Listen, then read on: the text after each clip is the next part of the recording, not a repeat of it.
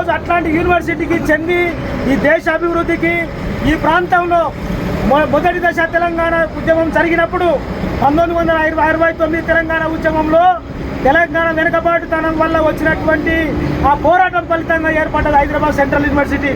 అట్లాంటి సెంట్రల్ యూనివర్సిటీని మరింత బలోపేతం చేయకుండా ఈరోజు దానికి ఆనుకొని భూమిని గతంలో సరే ప్రభుత్వ అవసరాల కోసం ప్రజా అవసరాల కోసం వాడడం సరైనటువంటిదే.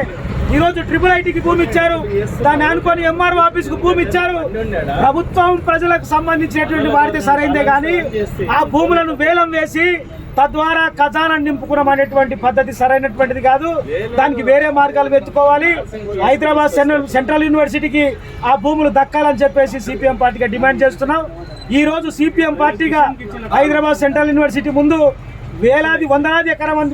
వందలాది పోలీసులని మోహరించిన వాళ్ళని ఛేదించుకొని హైదరాబాద్ సెంట్రల్ యూనివర్సిటీ ముందు సిపిఎం పార్టీ ఆధ్వర్యంలో ఈరోజు నిరసన కార్యక్రమం చేపడితే పోలీసులు అందరినీ అరెస్ట్ చేసి ఈ రకంగా బట్టలు చింపి అనేక రకాలుగా కొట్టి హింస పెట్టి ఈరోజు అరెస్టులు చేసినటువంటి పరిస్థితి ఉంది.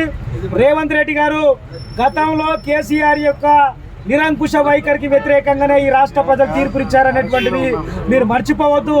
కనుక ప్రతిపక్ష నాయకుడు ఉన్నటువంటి మాటలు మర్చిపోవద్దు. ఈ నిరంకుశ విధానాలు సరైనటువంటివి కావు. కనుక మీరు ప్రజల తరపున ఆలోచించాలి. ఈ వేలం పాటను విరమించుకోవాలని సందర్భంగా డిమాండ్ చేస్తా ఉన్నాం. పేరు భాస్కర్, సిపిఎం రంగారెడ్డి జిల్లా కార్యదర్శి వర్గ సభ్యుడు.